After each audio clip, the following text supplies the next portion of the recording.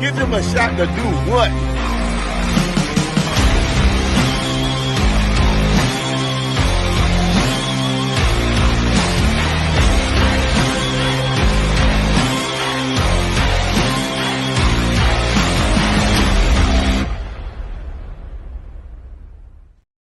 What is going on, ladies and gentlemen? We are back. We are better than ever talking Chicago Bears football, baby. We got our Green Bay Sucks hat on today. You know, it's day 2 of the 2024 NFL Draft, so I had to get my guy on with me from inside the Hoosier mind, Tony Hollandsworth. Tony, how we feeling tonight, baby?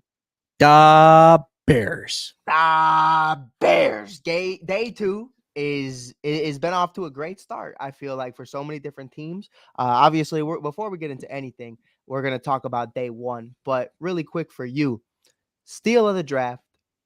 What are we looking at? Steal of the draft. I'm gonna be honest. This one's probably going to shock a little bit of people just because of how. Well, do we want to do day 1 steal or do we want to do day 2 steal? We could do day 1 for now. We could do Day day 1 and get one? into it because day 2 is not over yet. So we'll finish once it's over. I'm gonna say day 2 is gonna be Dallas Turner to the Minnesota Vikings. Like Day I 1. feel like day 1 for him to drop all the way down to 17 for the quality of edge rusher that you got. The fact that can we also acknowledge? I don't know what the Atlanta Falcons are doing.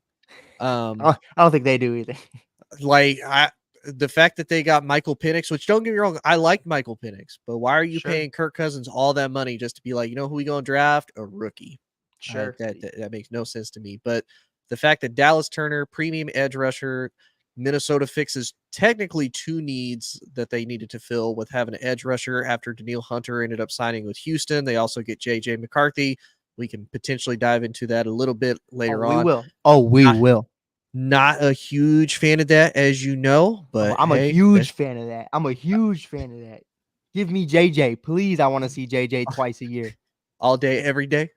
I'll play JJ every game, no problem. But no, I think it's Dallas Turner. His size, his speed, his ability, it gives Minnesota that edge rusher that they're lacking. It also helps add to that defense, which, let's be honest, even with JJ as the main guy powering the offense, that defense needs a ton of help. I'm really surprised they even let Danielle Hunter walk, to be 100% honest with you. Sure. The one for me that, and I completely agree with you, and Jared Verse going 19 overall as well, for both of them to drop. And those were 2 projected top 10 picks. Those were guys that if the Bears didn't have one of the 3 top wide receivers available in either Roma Dunze or Malik Neighbors or Marvin Harrison Jr., without one of those guys there, I was definitely interested in going for Dallas Turner or potentially Jared Verse. But to be able to be in the position that they're in right now, for me, the steal of the draft, which could have been the Buffalo Bills, turns out to be the reigning defending champs, back-to-back champs, potentially now even the 3-peat champs once Rice gets out of prison. I'm just kidding. For legal reasons, I'm kidding. Or maybe I'm not. I really have no idea. But the Kansas City Chiefs get Xavier Worthy. And Tony, I know we're talking about the big 3 wide receivers, but as Kung Fu Kenny K. Dot once said, F the big 3. Because look at Worthy now playing with Patrick Mahomes. I mean, this is a tandem that should not happen. This is a conversation about one of the top wide receivers off the board going to the defending champs. I mean, these things shouldn't happen. And even more so, I didn't see the Buffalo Bills being the team that allowed it to happen. They had the pick in their hand. They lose Stephon Diggs. Hey, man, Worthy sounds like a great shot. Even another wide receiver, I thought they'd go after it. They trade with the team that's been busting their buns the last 4+ years. It blew my mind. So to have Rice, Worthy, Pacheco, Travis Kelce, Taylor Swift, and Patrick Mahomes, I mean, here's the other thing you have to remember, too. Guess who they traded with when they first drafted Patrick Mahomes to get to that spot in that draft? They traded with Buffalo to draft Patrick Mahomes. So Buffalo is the reason for Kansas City being successful currently. And plus, think about it, too. Now that they have Xavier Worthy, you know what that basically gives Patrick Mahomes another version of? A younger Tyreek Hill. I like it. Because Xavier Worthy is an absolute speedster. I watched him a lot at Texas. I mean, in all honesty, I didn't know if Xavier Worthy was going to be there. I know, and I don't know if you and I talked about it or not. There was a lot of potential rumors they might go with Donnie Mitchell. who ended up actually going to the Colts today, which we'll Shout get out into that Randy. a little bit. I know Randy was happy about it. I know so many Colts fans that are like, man, if AD is on the board, they're going to be so ecstatic if they can get him. But I heard a lot of potential attitude issues. One of his coaches actually was on the record for saying he's kind of like one of those untamed horses out in the wild of the potential is there. He can be your speedster. He can be the guy you need him to be, but you got to be able to reel him in. And he unfortunately has some health issues. He's got diabetes. He's got to be able to get that under control, which I'm kind of shocked about because he's a professional athlete. Usually that's pretty well managed. And I'm not going to get into the super schematics of it, of whether it's type 1 or type 2, because that's a whole nother thing.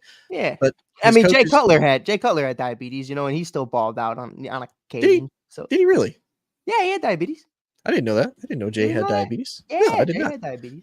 He had the diabetes. I'll be damned. He did. I think type 1, but I don't want to be his doctor. So okay. whatever he had. Okay. For sure. But yeah, I'm with you, man. I'm totally with you. I love what we're seeing. I think it's just going to be one of those things where, you really break down what it is and you understand that there's so many different teams right now. Pardon me, by the way, if this looks unprofessional. I'm multitasking right now. I'm answering back emails that are important for future guests that we're going to have on Give Us a Shot Network. So give us a shot. Hit the link in the bio below. Welcome to the Shy Kid Podcast. I know I didn't even do my introduction. We're kind of just on a whim. Hey, welcome to the pod, baby. Welcome to the pod. This is how it is. We're on the fly.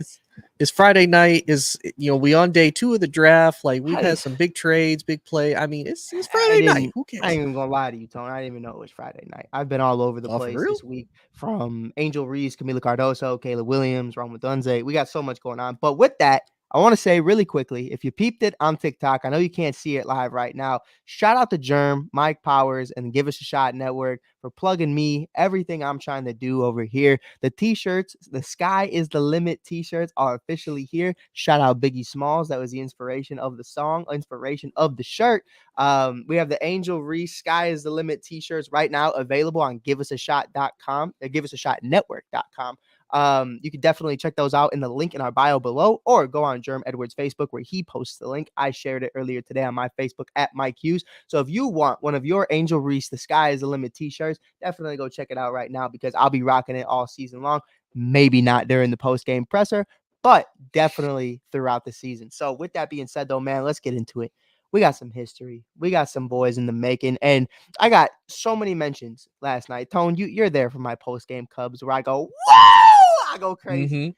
The second Caleb Williams crosses the stage, he lets out a big woo, and people thought it was me. I swear, people thought I was there. They thought, I don't know. I loved it. I'm here for it. The energy was alive and well. Better than JC picking up Roger Goodell right after back surgery, which was...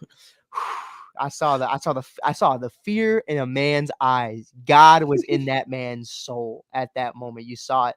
But Caleb Williams crosses the stage. Boom. Number 1 overall pick out of USC, quarterback, not number 13, number 18. 18, yeah. Representing the Chicago Bears legend, best Chicago Bears quarterback of all time, Kyle Orton. No, man. But I'm excited. I'm excited. I think there isn't enough words for what it means for me. I think, coming up on 24 years on this earth, I think I've never really had that moment where I went into a season and said, this is it. Like 2018, we traded for Khalil Mack. You bring in Roquan Smith. You kind of like, okay, we got something going. The one year we brought in Brandon Marshall. Okay, we got something going. But I never really looked at it from a dynasty perspective, or what the Bears have the intangibles to do. And now, after what they were able to do last night, let's start off with Caleb Williams. What does it mean for you that the Chicago Bears not only move on from Justin Fields in one of the more ballsy moves in Ryan Poles' entire tenure as the GM, because that'll go down as the definitive on how this plays out.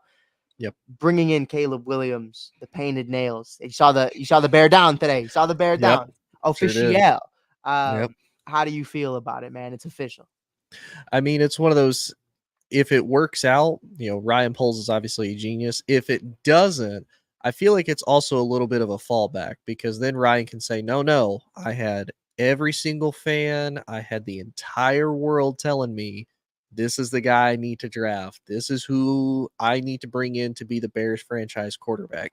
Now, there is one thing I want your thoughts on, because I've seen a lot of people say it. I've always seen the comparisons and whatnot, but let's kind of break this down and be realistic. Everybody says that Caleb Williams is, pro comparison is Patrick Mahomes, which isn't necessarily untrue. If you watched him at USC at all, or even at Oklahoma, the dude can ball out. The dude likes to make a lot of big, make those magical moment plays. If you look at Patrick Mahomes, though, Pat doesn't really do that a whole lot. He will, but he doesn't do it as much as people think. It's not every single play he's doing it. Now, Caleb used to do it a lot, but that's because that USC offensive line was not actually the greatest if you watched it the last few years. He's not your traditional going to stand in the pocket passer type quarterback. So I'm excited. I think the potential is there. I think the future is very bright. What up, Rob? Miss you, bro. I do wonder, though, how does he handle it professionally, to the point of, can he handle his emotions and get his emotions in check while he's in a game if they're potentially down? Because you're going to have a lot of grown men that have kids too that are going to be like, hey, man, rookie or not, you're our de facto leader. We need you to be the guy right now. Yeah, for sure. And I want to point out something that we've never really seen before, and we're finally starting to see it. I think everyone says Caleb has an ego, and he's going to change once he starts making real money, and he's going to change once he starts making all these accolades and MVPs, Super Bowls, whatever the case may be. And it definitely will continue to increase. I don't think that's a doubt. But I will say this, I don't think it's going to be a huge drop off. You know what I mean? I think you look at Caleb being one of those first pioneers of actually having all these NIL deals, and he's already a millionaire. He before he even walked across that stage, he had a beautiful home. I don't know if you saw the interview. I believe Ryan Clark and company were there. I forget who was there. Somebody was interviewing him on a pod in his crib, and he had a beautiful view of LA, and it was just beautiful, gorgeous crib. And so I think Caleb's personality and where he's at right now isn't really going to change as the season continues, as the years go on. Now, obviously, even Patrick Mahomes is a little different than he was when he first came into Kansas City. He's kind of feeling himself a little bit. So, I love Caleb's ego, man. I love who he is as a person. And I don't know him personally, but from what I've seen, that is QB1. And here's the thing, and here's what not a lot of people realize. If you played football at any level, and I'm talking even if you're just playing in the street, even if you're just playing in the park, the lights go off and you run home on your bikes, whatever the case may be, JUCO, collegiate, semi-pro, XFL, I don't care, whatever it is, college.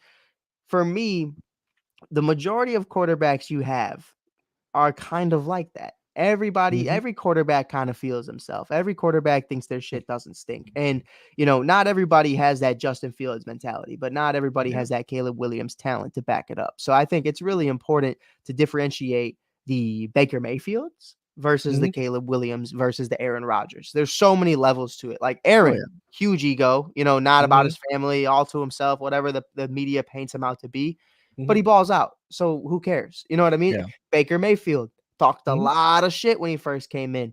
Can't back it up. Okay, gotta go. And then Zach Wilson. Quiet as can be.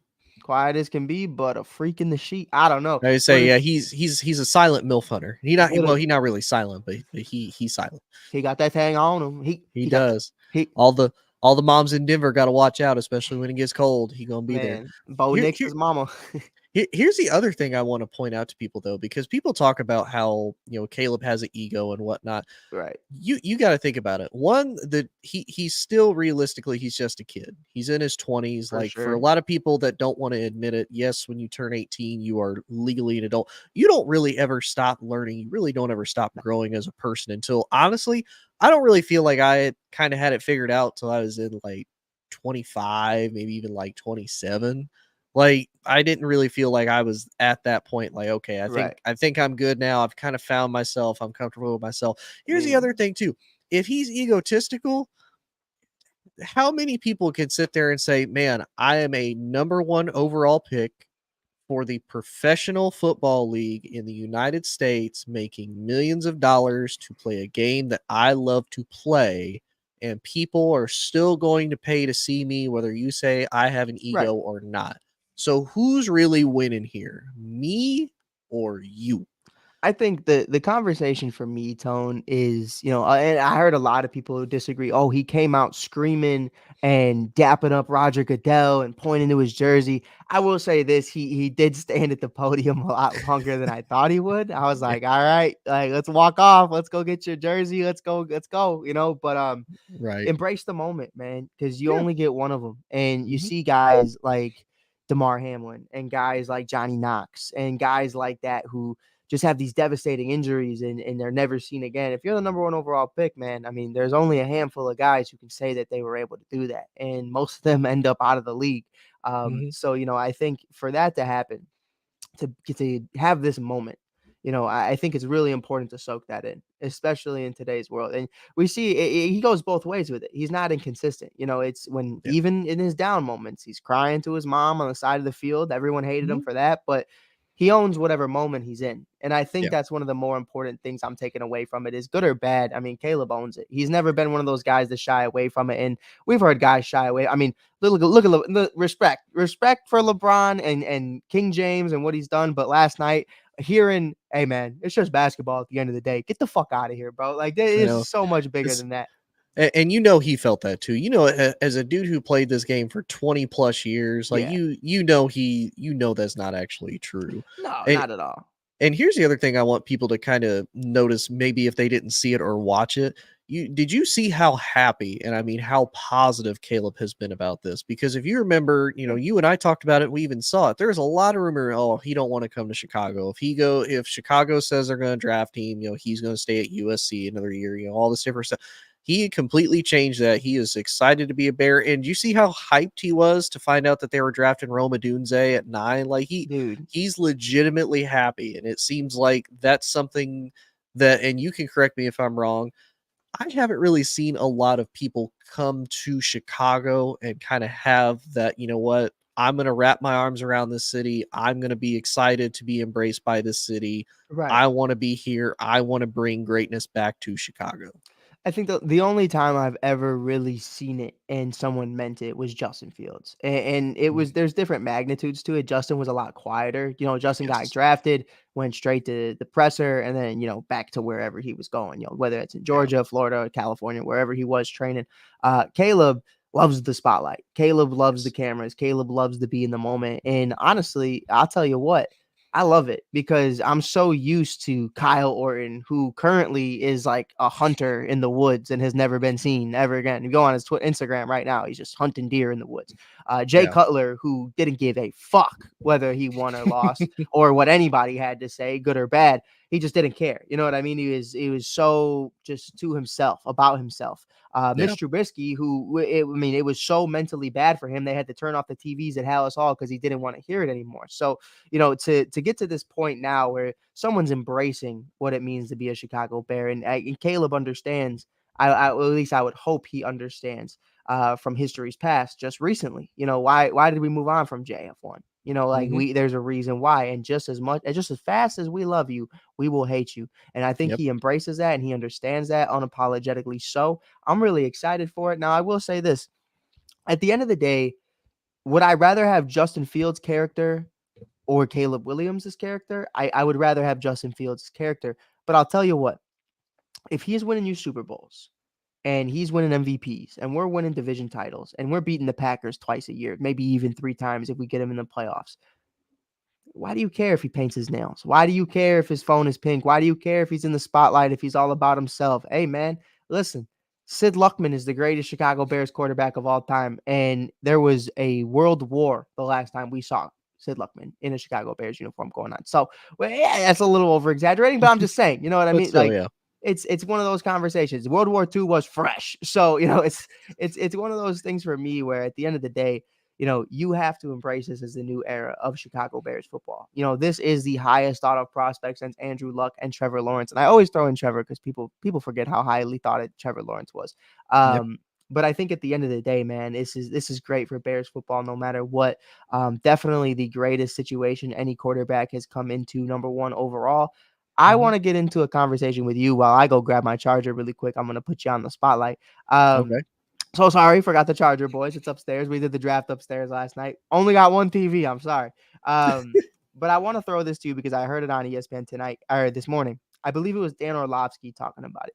Who is in a better position right now, JJ McCarthy or Caleb Williams? And by saying that, they're basically discussing the weapons around them, the coaching staff, the longevity of that coaching staff, and the team as a whole. So as I come right back, Tony, please take the floor. And when I get back, you're probably going to have to repeat what you said so I know what you said. Summarize a little bit. So if I had to break it down, so what we'll do is I'll break it down. I'll start with the head coaching and then I'll kind of work my way down. So if I was to compare JJ McCarthy's head coach, potential longevity, overall success, and whatnot, you've got Kevin O'Connell, who has been really successful with Minnesota. He was great with Kirk Cousins, led him to 13-4 his first season, albeit they were negative in the point differential. They, for whatever reason, were winning really close one possession games, but ended up losing to Daniel Jones the playoffs to the Giants.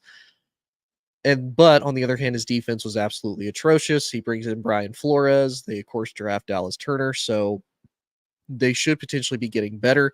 I think Matt Eberflus starts out on the hot seat, unfortunately. And so I'm going to give the edge to the Vikings in that one and JJ.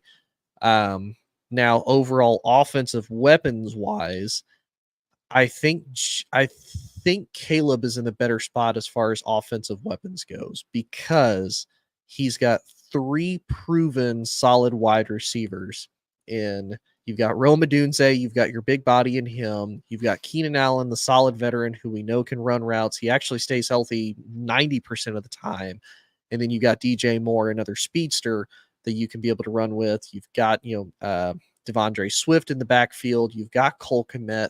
The offensive line is going to get revamped. Obviously, the Bears finally went for a tackle today in the 3rd round. And defensively, the Bears are in a better position than Minnesota was. So, Mike, I've been kind of breaking it down from the very top. So head coaching wise, I gave it to the Vikings only because Kevin O'Connell, at least initially, has had better first impression. He went Great coach too.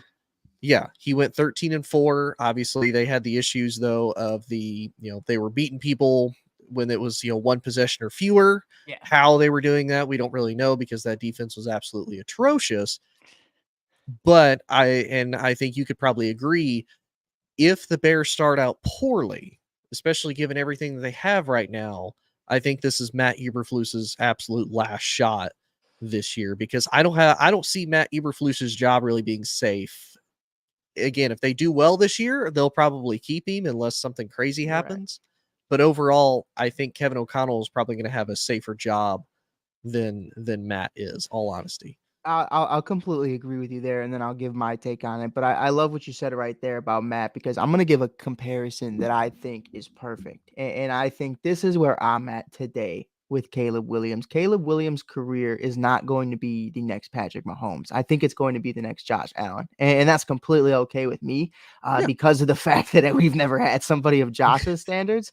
Right. I guess if you want to count Jay or maybe if you count Jay and Justin combined, then you get Josh Allen. Yeah, I could see that. But even then, it's not Josh Allen. But the reason I say that is because Sean McDermott, defensive-minded coach, he's been a part of Josh Allen since bringing him in out of Wyoming. And the problem with that is Brian Daboll, great offensive coordinator, you have him, and then you lose him to the New York Giants. And I think that's a very similar situation, but very early on, obviously, he's in a much better situation, that being Caleb Williams. So you have Shane Waldron, you have all these different offensive weapons. You bring in Rome to be your running mate for the next 4+ years for the foreseeable future. Hopefully, like Caleb said, it's the next 20+ years. I have no problem with that.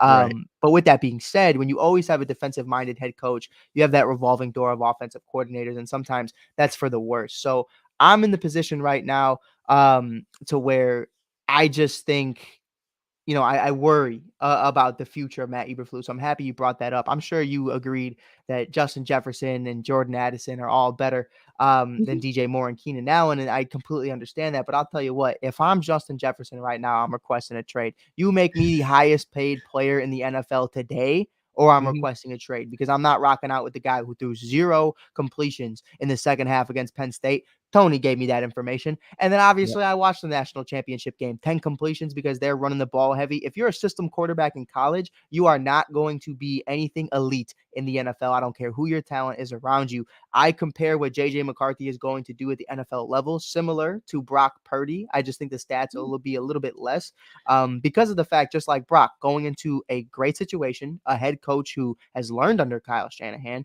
a head coach who has brought in Jordan Addison, TJ Hawkinson, Aaron Jones, a solid top 10 offensive line, a depleted defense after losing Daniil Hunter, but I'm expecting them to continue to grow that and really just focus on the offense. So I'm excited, Tone. I think JJ on paper has a better situation, but Caleb is going to make his situation 10 times better because the players he has, they might not be top 3 at the position, but they're top 10, top 15. And when you have a player of that dynamic, of that power, of that status, like Caleb Williams, that's just going to make it 10 times better. You look at what Patrick Mahomes did with Rice and Hardman, and can't forget Kadarius Toney. And then you look at a Josh Allen who had Stephon Diggs and Gabe Davis. You tell me who had a better season.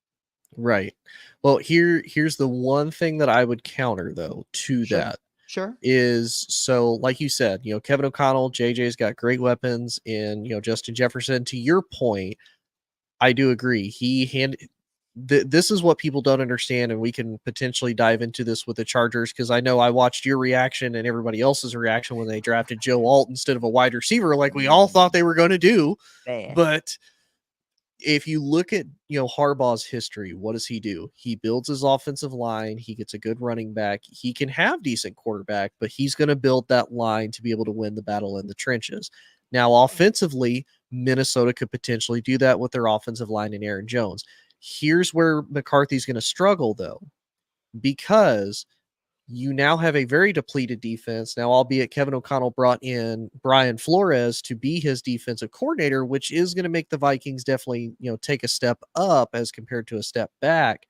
However, it's still going to take them a minute to be able to click, and it's not going to be that level that he had at Michigan. So if he screws up what little bit he's doing, or if they find out the secret sauce of, okay, we're just going to jam the middle, we're going to stuff it, and we're going to force you to throw the ball, McCarthy's going to struggle being able to have to try to come back because he's never really trailed like that before, with the exception of the TCU game. And we all know how the TCU game ended. And on TikTok, Hoosier Cheesehead, hey, what's up, man? Hoosier Cheesehead, love it. Love to know there's other Hoosiers out there proud of being Hoosiers. We're a few people that proud to be in a flyover corn state. So I appreciate that, man. Yes, sir.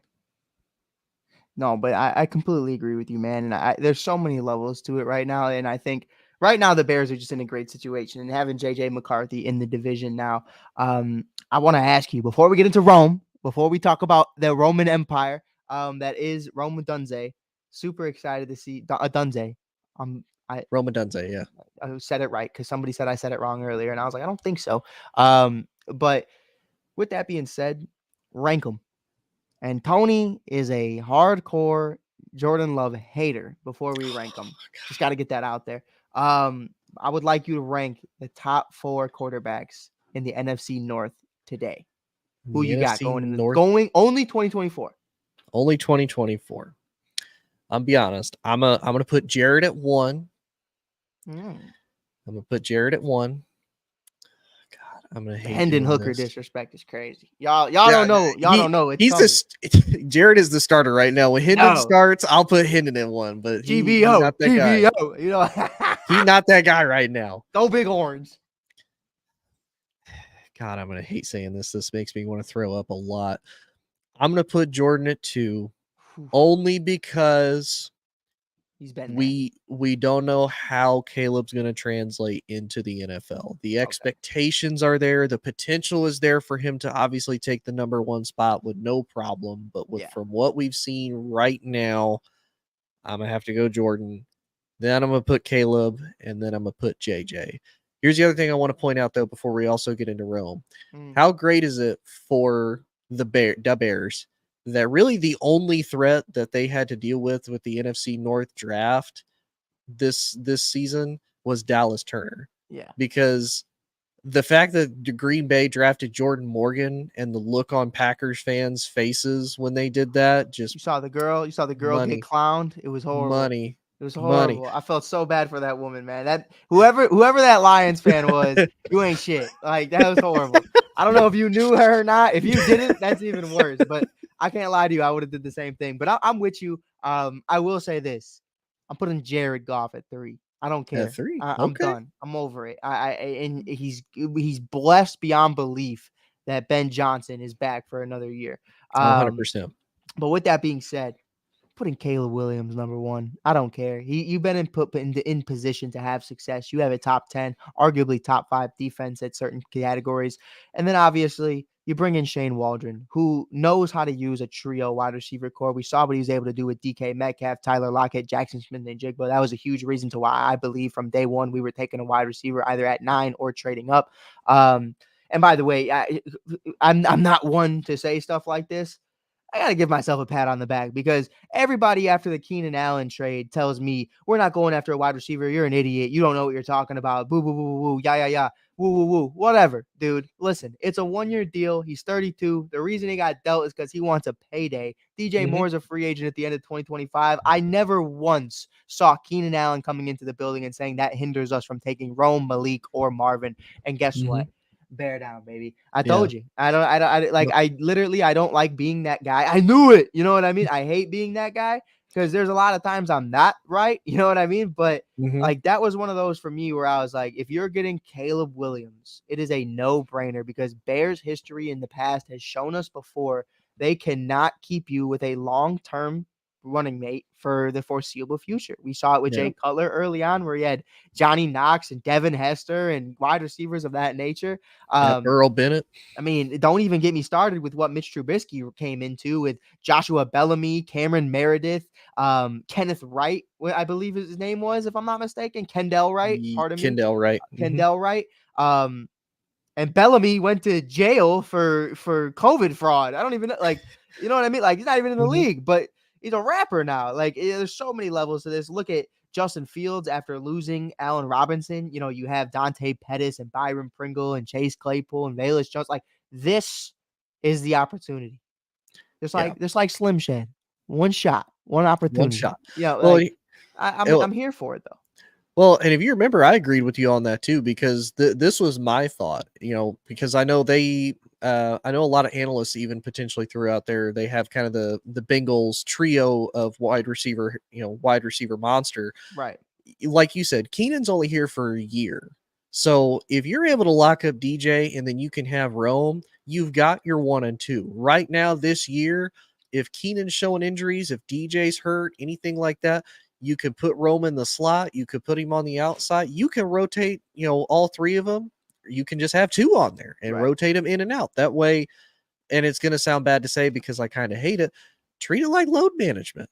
I mean, this is one, you got 17 games. It's a long season. You know you're going to get hit. You know the hits are going to be coming to try to take you out, you know, because, I mean, heck, look at the NFC North. There's a reason why they used to call it the black and blue division because they used to beat each other up all the time, so they were black and blue.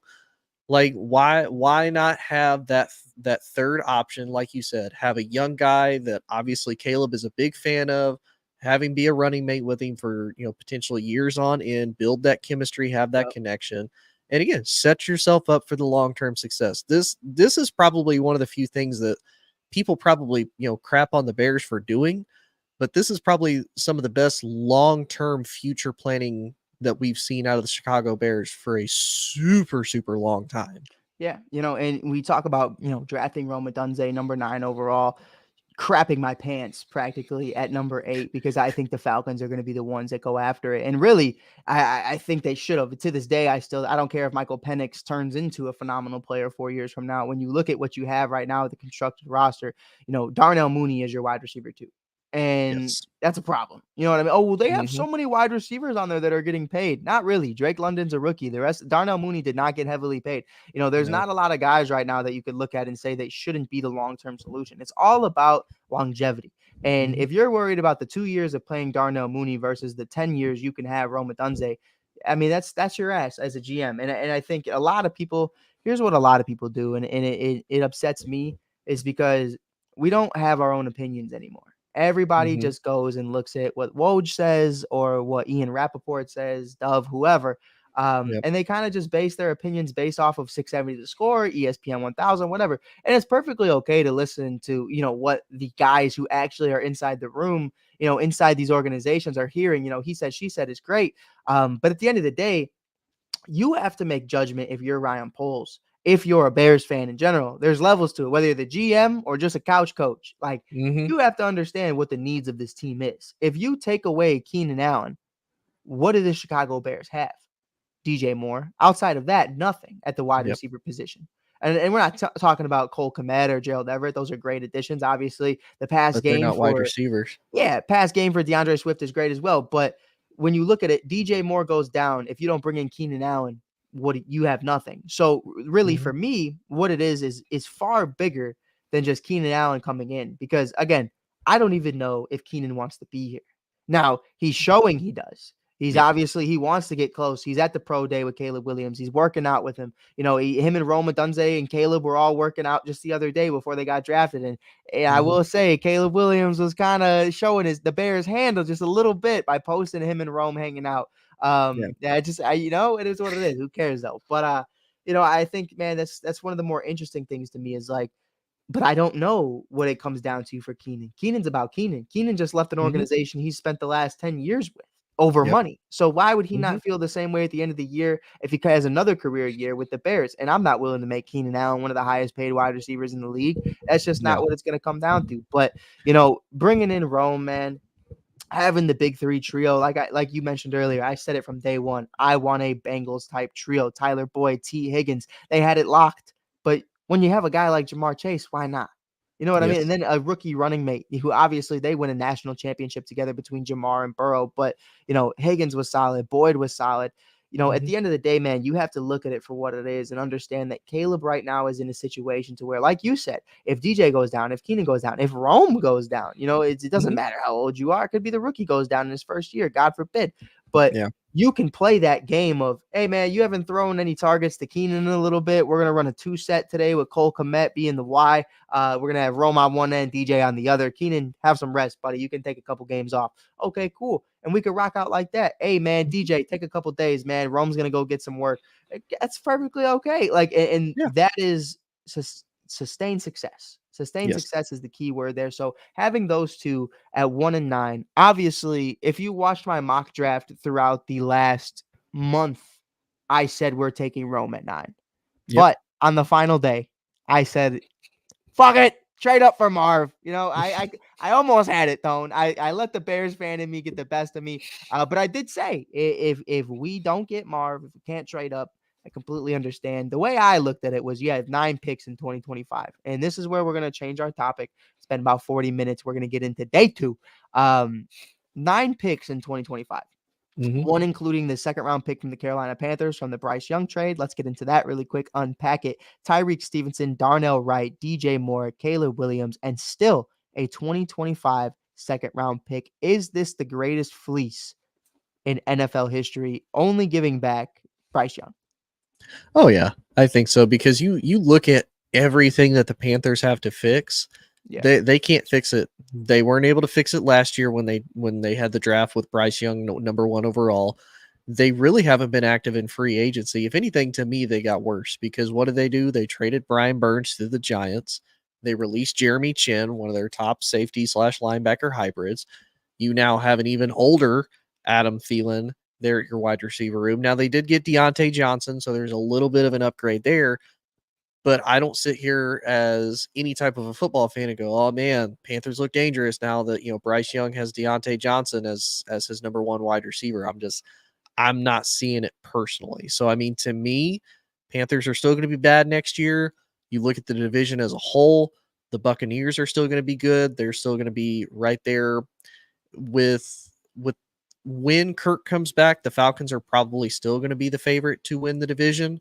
But I mean, overall, in the meantime, Baker's going to give them a run for their money. The Saints got better, especially because today they ended up getting Kool-Aid McKinstry at cornerback.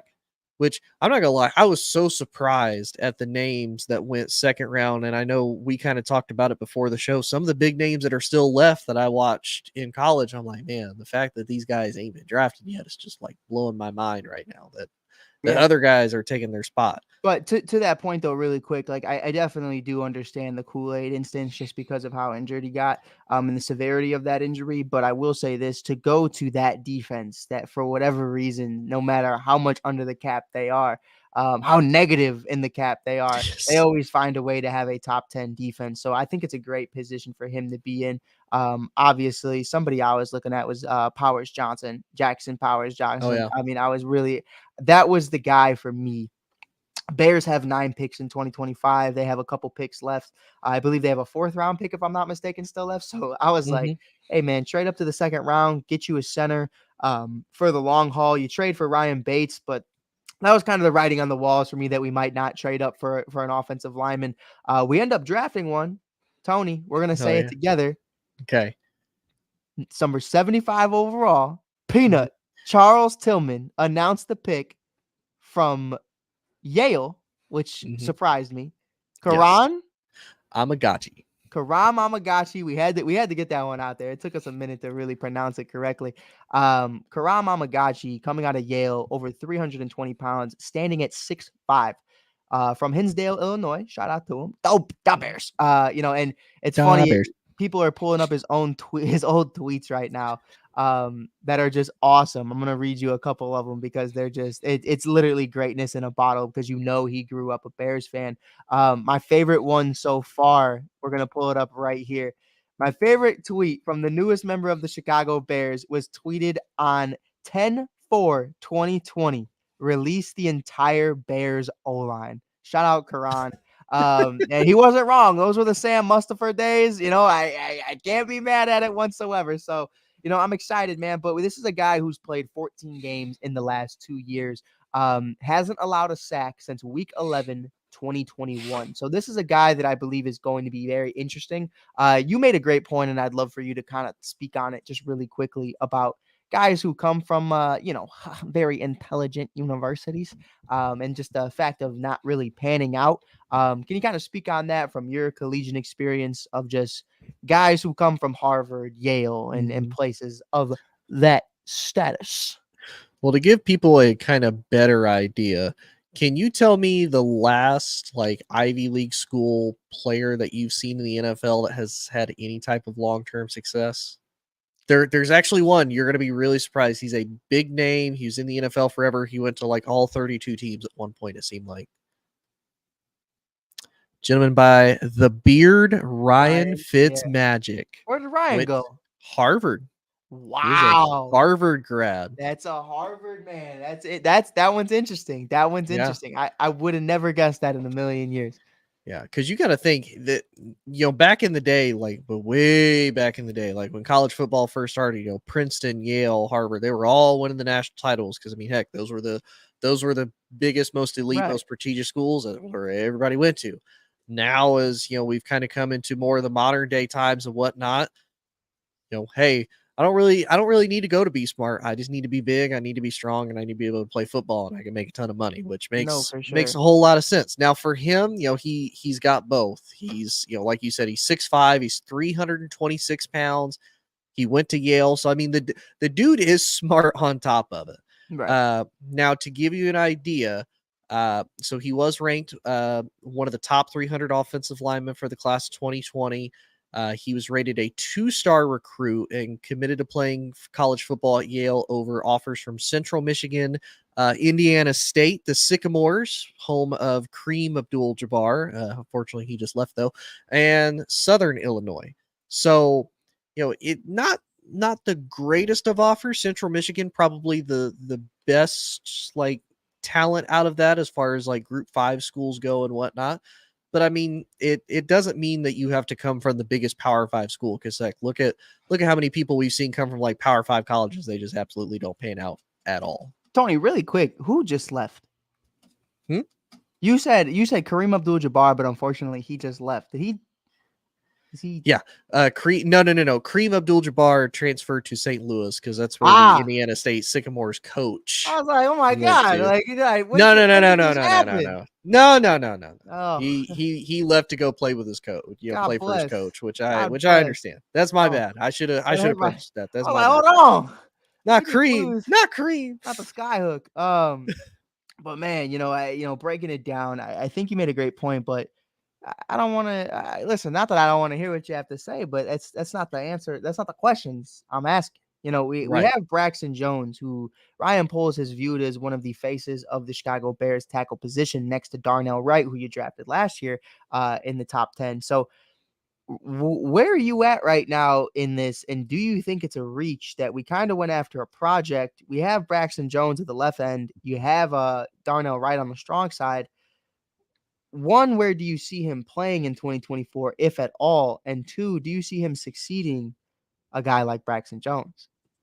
I think the potential is there. He's a tackle, and we've seen a lot of times, I think, especially probably the last 4 or 5 years, even though you might be a tackle, they'll probably move you inside to guard.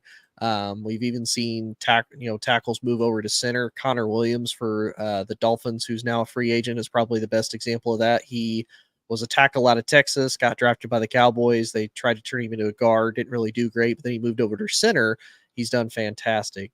To me, Amagachi's a reach. And I say that mostly because, again, watching a lot of college football, and as much as I don't like to give this team a lot of credit, one of the things they did really well the last 3 years in Michigan was build their offensive line. There's a big name still out there that hasn't been drafted yet that is really surprising, a gentleman by the name of Zach Zinter, guard for Michigan. Now, albeit he did get hurt in the national title game, so he would probably be unavailable to start the season for the Bears. But nonetheless, if you get him, it's one of those, yes, he's coming off of injury. It's a high risk, high reward type situation. Like to me, pretty much, he's more of a proven guy that, man, if you get him and it works, you're a genius because you did it. If it don't, you took a risk and you ended up getting burned by it. But I mean, you can honestly make that argument for every single NFL pick, no matter what you do. Right. I'm curious, man. I don't hate it, especially with Chicago Bears history's past. We understand Tevin Jenkins is very injury prone. We understand that Braxton Jones is, to be honest, as physically gifted as he is, he's had a lot of false starts. He's had a lot of holding calls. It's definitely a situation to where I could see Braxton being succeeded. It really is. Like, I don't think Braxton is as a sure fit as a lot of people believe he is, and I've always kind of felt that way. I'm very surprised that he, has remained as highly regarded as he has in certain spurts. I think he's great, but it'll take some time for sure. Another guy I want to point out, Nate Davis. Nate Davis, I believe, is on a 3-year deal for the Chicago Bears. At the end of this season, I could definitely see Ryan Poles, cutting the remainder of that deal and putting maybe someone like Karan Amagachi at the guard spot. So it's definitely possible. We have Coleman Shelton right now, if I'm not mistaken, at center, fighting off with Ryan Bates, who we traded a 5th-round pick for. Coleman Shelton started the entire year pretty much for the LA Rams. Ryan Bates came off the bench, but that was a great offensive line. He was coming behind some great centers and some great players. So it definitely does make sense. But the Bears so far, man, where are you giving them a grade as it pertains to the entire NFL? I want 1 through 30 plus. I forgot how many teams there were. I think it's 32. Yeah, 32. I was, in baseball. I'm in baseball mode. I'm in everything right now. Pause. But no Diddy. But it's one of those things for me where it's like, I'm giving the Bears number 2. I'm giving the Bears number 2. Where are you ranking? I gotta ask, who's your 1? Well, I'll tell you what. I give them number 2 because nothing is a sure thing. You don't know what Caleb Williams is going to be. You don't know what Rome or especially Karan is going to be. But I'm giving number 1 to the Kansas City Chiefs. And I hate to do that, but with everything going on with Rice, with the lack of offensive weapons outside of Rice and Kelsey and Pacheco, of course, but receiver-wise, they did not have much. Kadarius Toney was just a healthy scratch in the Super Bowl, which rightfully so. Rightfully so. Yeah, but and Hardman was great in the spurts and especially to win that game in overtime. But to get Worthy for a guy like Patrick Mahomes to replace him with a potential Tyreek Hill-esque level caliber player. Now, yeah, sure, he could become the next John Ross. There's always that chance. But when you have Patrick Mahomes slinging that rock to you, I have to give it to the boys in red. I do. Like, I think the Bears have done great. But am I calling for the Super Bowl in 2024 because of that move? I don't think I am just quite yet. But the Chiefs, I think, are in a situation right now where they not only got that pick from the Buffalo Bills, a contender who's been going after them for years, who, if you really, Tone, to not to make this long and drawn out, but you lose Stephon Diggs. If you replace him with Worthy, I think the Bills could still win some games and make the playoffs in 2024. I think they could. They could definitely sneak in. Yeah. The Chargers miss out on a wide receiver. They draft one later on, but regardless, Yeah. doesn't matter. It's not Marv. You know what I mean? So It's not Marv. It's not Malik. It's not it's not Rome. Rome. It's not It's Worthy. not Brian Thomas. It's not Brian Worthy. Thomas. And Brian Thomas to the Jaguars. Poor Brian Thomas. But I it know. is what it is. I feel bad for so many players, and I do want your opinion on two other players after I give you my ranking. Sure. Would love to. So I'm going to give my one to the Atlanta Falcons, Michael Penix, and the reach of whatever whatever Scooby Dooby Doo dude that they drafted. I don't even think the guy who announced his name said his name right. No, he didn't. That's a total joke, by the way. The fact that they reached for that dude when you had so much better other talent just sitting there waiting, like linebacker, defensive end, like the fact that the Titans ended up getting Devondre Sweat, the Rams got Brandon Fisk. That's just two edge rushers right there. The Packers got Edgerrin Cooper. I know technically undrafted still at the moment. You got Peyton Wilson, the linebacker out of North Carolina, who's supposed to be really, really nice. Hey, you got I'm still waiting on Spencer Rattler. You're right. You also got Jeremiah Trotter, the linebacker out of Clemson. Like you got so many other defensive players you could have taken, but you took that. No, I agree. I think I'd probably put the Bears at 2. The Chiefs, like you said, the Chiefs got a wide receiver, which is what they absolutely needed until they can get the whole, Rice thing figured out.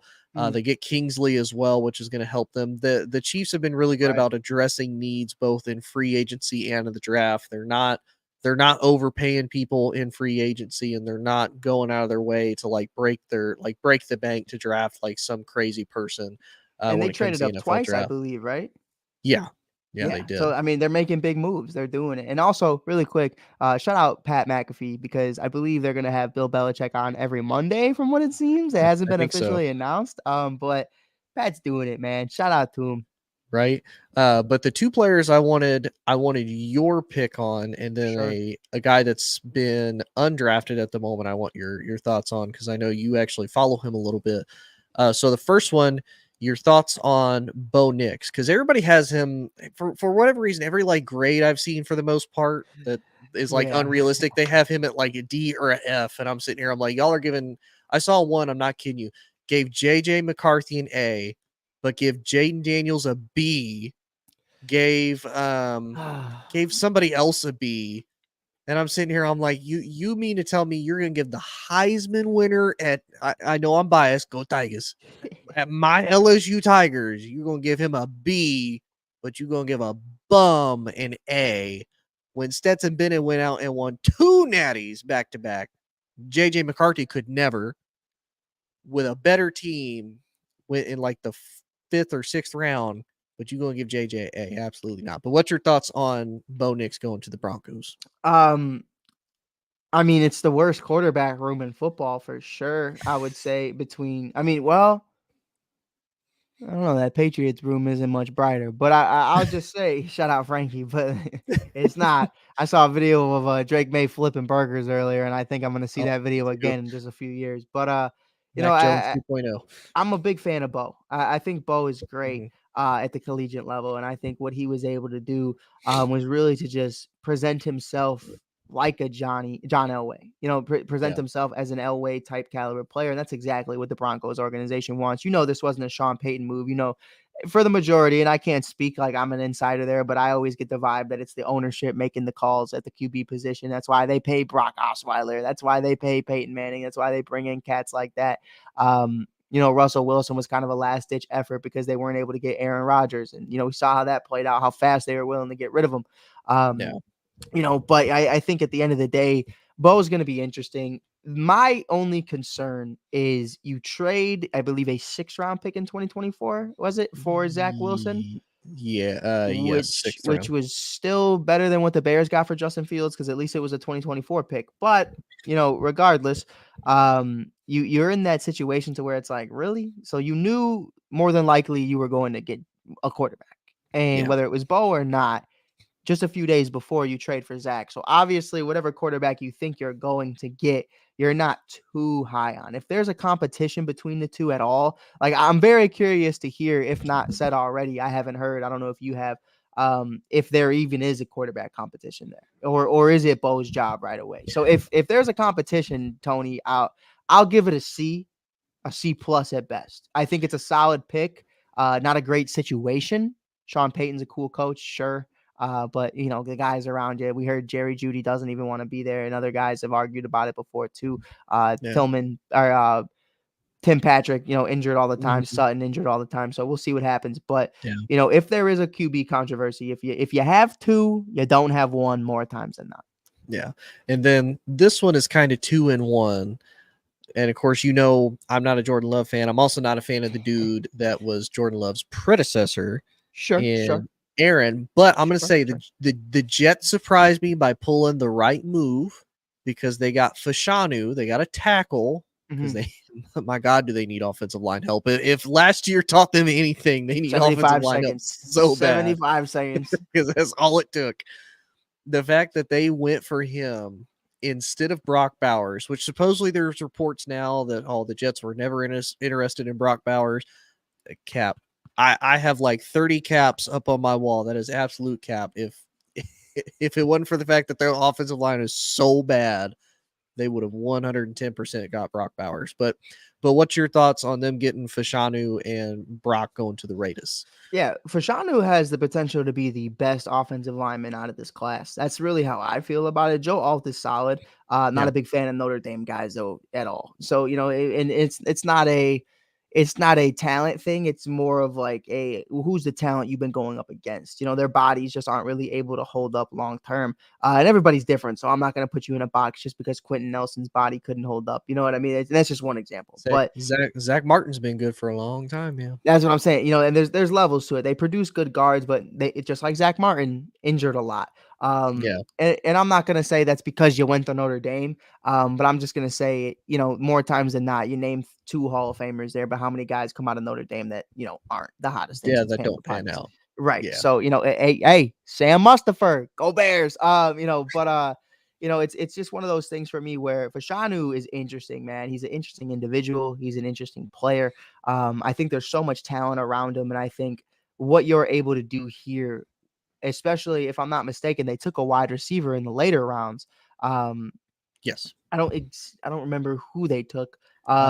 Curly, I think is his last name. Yeah, a little speedster. I think he's 5'11", if I'm not mistaken, or something. I might be thinking about the completely wrong guy, but regardless, neither here nor there. Fashanu to me is a great pick, and I think whether it's Aaron Rodgers or whoever, I think the idea was to protect everybody around you, which is Breece Hall, which is Aaron Rodgers, which was Zach Wilson. There's so many levels to it.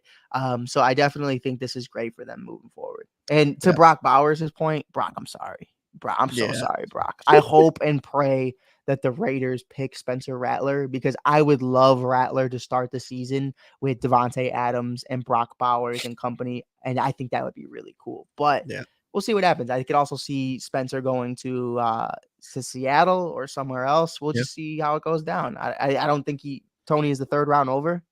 I think so, or it's got to be real close. I haven't So really Spencer's still on the board. But yeah, but there's another name that I want to throw out to you real quick, and it's my last name for you. Okay. There's a running back out of one of my least favorite universities is the University of Wisconsin. Braylon Allen's still on the board, man. Yeah. He was great for the Badgers. Like legitimately, the last 2 years, he's been great for the Badgers. He's been probably one of, if not the best running back in college football the last couple of years. Yeah, you bring in, a successor to Jonathan Taylor and the legacy that he held there in Wisconsin. He's the only reason why I was watching the Wisconsin games was Jonathan Taylor. I'm not quite familiar, I could say, like, to give a complete like diagnosis of who he's going to be in the NFL, but I've seen small spurts. He's still undrafted, you said, correct? Yes. Yeah, so that's an interesting one, and I can't, literally nobody really went running back. I don't. Did Dallas take one in day two? Nope. They took Marshawn Nealon, who's a edge rusher. So I could see Dallas going that route. Potentially, I could see a bunch of other teams going that route as well. But it's going to be interesting to see what really happens with the running back room, because a running back was selected today. I don't know how many less than 3 were selected. So we still got a lot off the board, and I'm really excited to see where the rest of these guys fall. Because Tony, to your point, this is a weaker RB room for this year's draft, but they're still solid guys. And there's always the A-chains that come out of nowhere. I told you last year, remember we did our pre-draft, I was like, A-chain's going to be a dog. I don't know where it goes. I want the Bears to take him. And then we ended up taking a backup to Bijan Robinson. And I still to this day want A-chain on the Bears. And we bring in DeAndre Swift. But regardless, man, Tony, appreciate you being here, brother. Appreciate you tuning in. This is Tony Hollandsworth from Inside the Hoosier Mind, diehard Bears fan. Caleb Williams rocking out number 18. Last thing I got for you, Tone, before we get out of here. Who is going to be the best player on the Chicago Bears in 2024? And then I have one last follow-up for you. Ooh, I'm going to say the best player? This one I don't think is really going to be surprised, but I think it's one of those, it's going to be very well deserved, because now I think they're going to focus more of the passing game on it. I'm going to say DJ. I think DJ absolutely has a breakout year. And if I'm not mistaken, this is also going to be a contract year for him too. So, I mean, the next year. Next year? Yeah. He is free agent at the end of 2025. Into 2025. Nonetheless, usually like the second to last year, if not the last year, that's when you start talking. The time is like, man, if there's ever a time that they're going to absolutely just ball out, this is the time. Yeah, I like that. I'm going to go Tyreek Stevenson. I think Tyreek Stevenson is a defensive player of the year candidate next to Jalen Johnson. Number uno. I would have loved to see Rome Odunze wear it, but I guess Jalen wanted to go back to his collegiate roots. He's going to be wearing number 1 for anybody that was wondering. With that being said, man, really quick, Tone, what is it going to take for you to buy a number 18 Caleb Williams Chicago Bears jersey? I'll say for myself really quickly, I have a rule. I have made a deal with myself. I will not buy another rookie Bears quarterback jersey until he wins a playoff game. Not the Super Bowl, not the NFC Championship, until he wins a playoff game. I bought Mitch's, never won a playoff game. I bought Justin's, never won a playoff game. Come on, man. Like, I can't afford it again. So we'll see what happens. This is a test. This makes the season 10 times more fun, 10 times more exciting. What will it take for you, Tony Hollandsworth, a former Indianapolis Colt fan / Dallas Cowboy fan, to be able to wear number 18, not Peyton Manning, not Kyle Orton, Caleb Williams? You want to know? It'll take him getting a true second contract. It'll take them re-signing him from his rookie deal for me to do that. Because then at that point, they're for sure going to have him for at least 2 years. I don't care if they sign him to like a 5-6 year deal. Like, they're at minimum going to have him for 2, because they're going to be like, okay, they're going to give you one, like, kind of a free pass year once you do it. Like, okay, you had a bad year. Like, you get one more year, and then year 6, that's the determining factor. Like, are you the guy or are you not the guy? Like, that to me is going to be the one. Also, top comment of the night from everybody watching us on TikTok and Instagram on Give Us a Shot Network. Make sure you hit that follow button if you haven't already. You can check us out on Give Us a Shot Network, the Shy Kid Podcast on TikTok and Instagram, or you can check out Tony Hollandsworth doing amazing things all the time on Inside the Hoosier Mind. Comment of the night goes to Adam Murphy, who says, "So you're telling me you'll never buy a Bears jersey again?" Adam, it seems that way right now, brother. But hopefully the tables are turned and lessons were learned, because Ryan Poles is putting us up to sustain success. Karan, Rome, Caleb, welcome to the Chicago Bears organization. Day 3 tomorrow. I believe the Bears only have a 4th round pick, if I'm not mistaken, which is great because I truly can stop giving a fuck about the draft after that pick is selected because no one cares about day 3, respectfully. But with that being said, man, congratulations to everyone being in the league. Make sure you give Tony a like, hit a follow button, check him out over here. You can click his profile. I know TikTok's the opposite. I have to literally go this way, even though I'm pointing that way. Whatever. It's a whole thing. Mathematics is hard. But until then, man, I just want to play this video really quickly because, ladies and gentlemen, it is finally over. We have our QB1. The debate of Drake May or Michael Penix or JJ McCarthy or Caleb Williams or Justin Fields or Tyson Bagent is over. Hallelujah! Holy shit!